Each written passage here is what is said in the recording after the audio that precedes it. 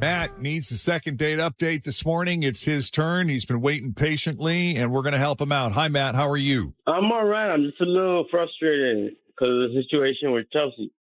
And you met Chelsea how? Chelsea and I met online on Match. And the thing is, it was like, as soon as I saw her, I was instantly attracted to her. And I thought it was mutual. We had such a great connection at first. You know, we went to Applebee's. We didn't do nothing crazy with the drinks. We ate, we drank some wine, and we laughed, you know. We laughed, and that's what got me. Because when I called her back, she didn't even respond. Now, do you typically take your first dates to Applebee's? Like, is that your go-to hangout some place? people have go-tos, yeah. Well, this is the thing. I haven't had a date like that in years. I've been just focusing on myself. So it was a great first date. The first impression mattered. Well, maybe that's the secret sauce then, because, you know, you got good food, and it's a great place to have a conversation. It doesn't get too loud in there. I don't really care for Applebee's. I prefer Flanagan's, but the date was good. That's so funny, but it worked. All right. It served its purpose. Yeah. So then what happened? Well, then I called her. I left her voicemail, and she didn't call back. She didn't respond. I have her on social media. I tried DMing her as well. And it's like I don't even exist. I can't even get a letter out of her after, you know, we had such a great night where I haven't laughed like that in years, you know?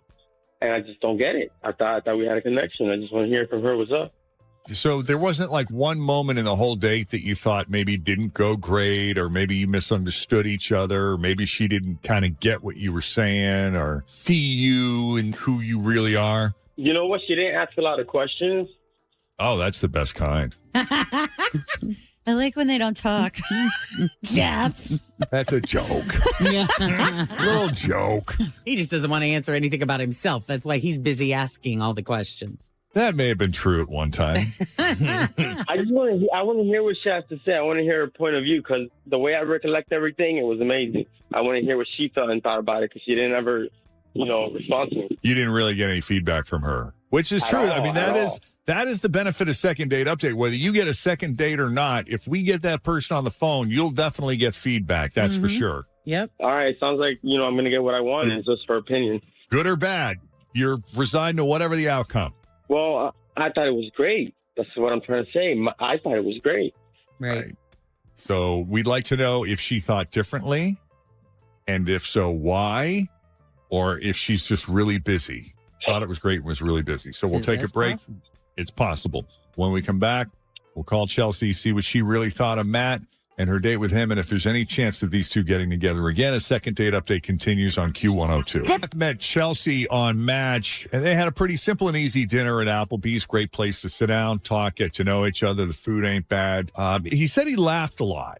You know, on one hand, and this is where I get a little confused, because Matt said he did most of the talking because she didn't say much, but there was a lot of laughter. So I don't know, like, Matt, were you just busting out your one-liners and cracking jokes and she was laughing with you, or was she herself funny and cracking jokes? No, it was honestly both of us. It was short, simple jokes, and I just felt her, and I thought she felt me, but she treated me like I'm worthless.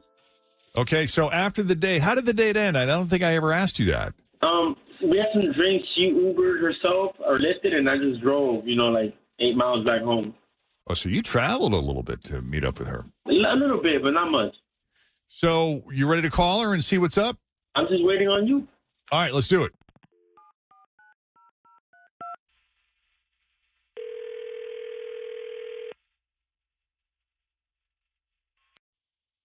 Hello. Hi, is this Chelsea? Yeah, who is this? Chelsea, it's Jeff, Jen, Fritch, and Tim at Q102. How are you this morning? Jeff, Jenn, and company. Oh, my gosh, from the radio? Yeah, from the radio. So we're all here. How you doing? Hi. Hi, this is a surprise. Well, you know, we like to surprise people. Yes, we do. Yeah. We've heard great things about you, Chelsea. Oh, gosh. What about? Well, you went on an Applebee's date recently with Matt, and he really enjoyed his time with you. Hasn't heard from you since, and Matt's looking for a little feedback from the date. Wanted to see if there was any interest in getting together again, and since he hadn't heard from you now, he's really wondering why. Like, was he just completely unaware? Was it not going as well for you as it was for him, or what's the scoop? You got someone else? Oh, gosh. Okay.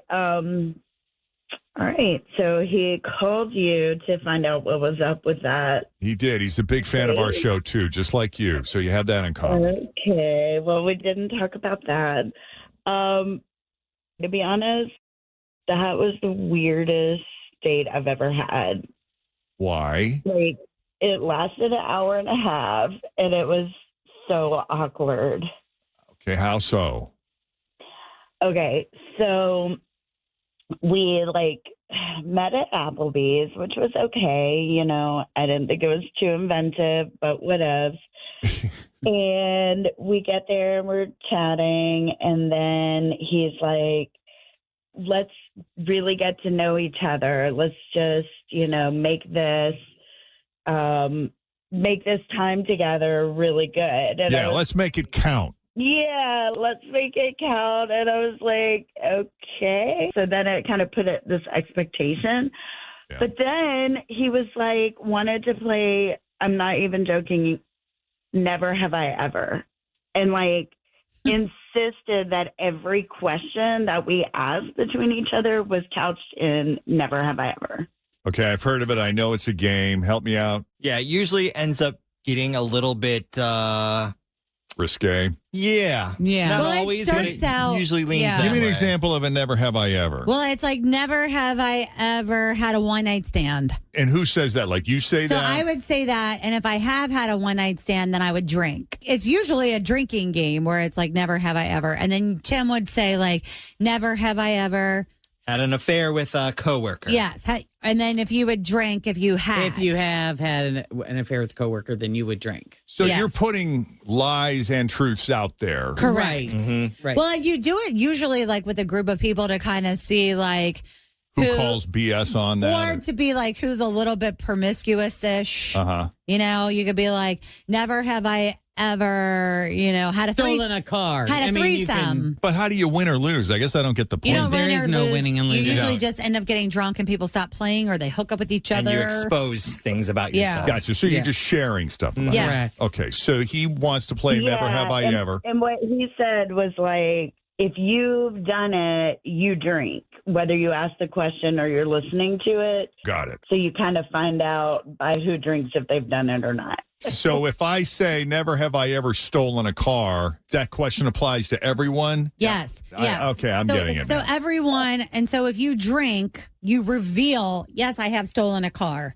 Yes, I have had a threesome. Yes, I've slept with my boss or whatever. Yeah. And some people I like doing this in big groups because some people just drink every time, and I'm like, no.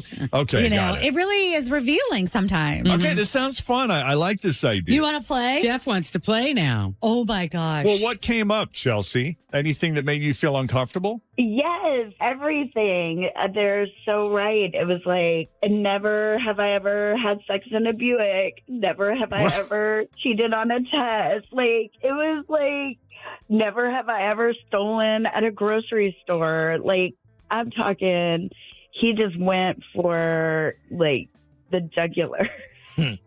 Dang. Wow. Well, he obviously enjoyed it because he said there was a lot of laughter there. So that leads us to believe he was laughing a lot. It was so uncomfortable. And the thing is, when somebody's like, he kept asking like sexual questions, so it was hard to like back up and ask more innocent questions, I see. It just got really weird. He was drinking like the whole time. And it was a turn off. I'll say, can we just talk? And he's like, no, let's do the game. And like kept bringing it back that if I asked him something without the never have I ever, he would say no. It was awful, you guys. Like, I hate to use that word, but like I was just waiting for the food to get there so I could leave. And then at the end of the date, he totally went in for the kiss. And I was just like, no, dude. So I gave him this hug just to try to pacify that moment. And side hug. Okay. Gotcha. Yeah.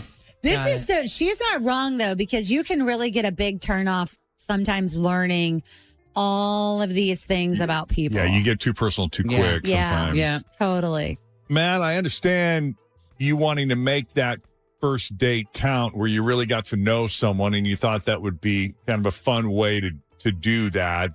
I guess it just didn't land with her. Well, you know what? I totally disagree with what she said. Like we had a good connection. She didn't seem uncomfortable or worried. I thought I hit it off. I thought I hit a grand slam. So she laughed and smiled a lot. But from her perspective, it sounds like I tortured her, and I don't agree. Yeah, I mean, I would imagine that was like a nervous laughter. You know how some people do that as a defense. An hour and a half, she couldn't have said, "Hey, let's stop laughing." Like she couldn't have taken control and been that red. She faked it. Well, you know, these things happen. Not a match. Yeah, it was too much.